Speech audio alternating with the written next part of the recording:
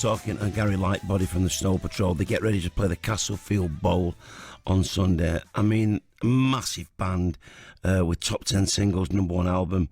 But did you know that Chasing Cars was named as the UK's most played song of the 21st century? And part of the conversation we talked about Manchester United.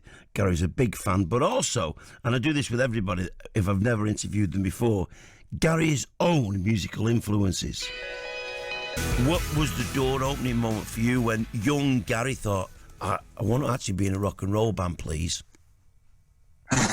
Well, I'd always fantasized about it. I grew up listening to metal. After my, being a kid and listening to pop and things like that, the first kind of music that was my own, felt like my own, was metal, was Iron Maiden, Metallica, Anthrax, Megadeth, Pantera, all that.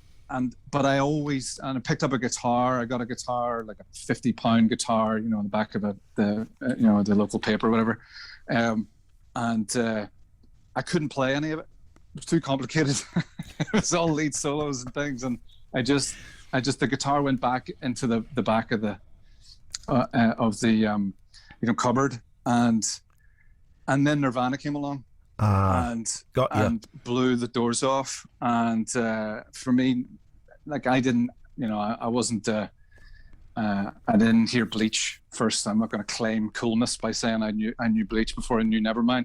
But when I heard Nevermind, everything changed. And then I saw Nirvana play in '92 in Belfast, supported by Teenage Fan Club and the Breeders. Still the best gig I've ever seen. I was 16 years old. Not that I thought I could be Kurt Cobain, but I thought, I want to do that. I want to be on stage. I want to be in a band. That's the life that I want. So it was Nevermind by Nirvana that changed my life.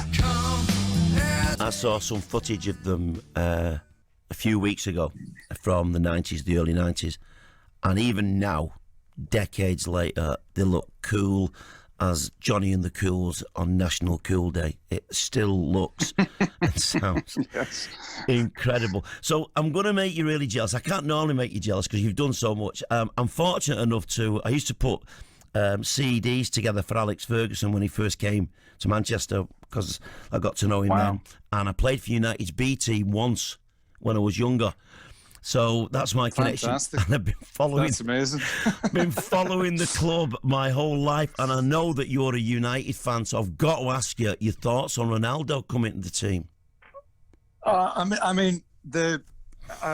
completely over the moon. It just seems to have happened in some kind of, like, even just the way it's happened, like, as a surprise, like a film.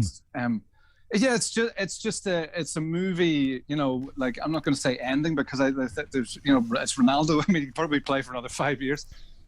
So who knows? I mean, I'm absolutely over the moon, absolutely overwhelmed. I can't, the first thing, I was like refreshing the fantasy football transfer list, like like every minute.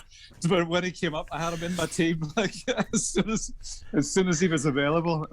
So I'm just over the moon. And the amount of people I've interviewed over the years that started off as kids in rock and roll bands of various genres and still have the passion and can't believe they're doing it. Remember, I'm going to just drop names very quickly. Clang, talking to Robert Plant from Led Zepp a couple of 3 years ago, and said, "Do you still think you'd have been doing this in the 2000s?" And he said, "No, but I love it."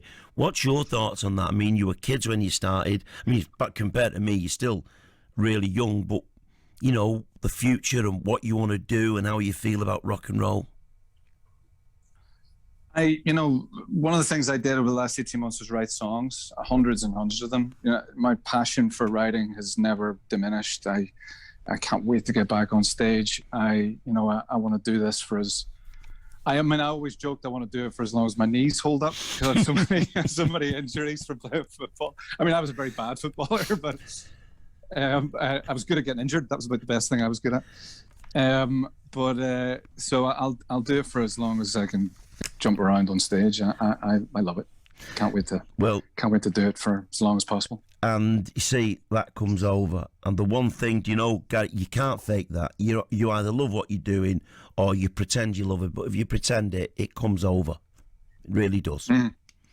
Been absolutely belting talking to you. Wish you all the very best for the future. Brilliant. You too, Mike. Take care. It was great talking to you.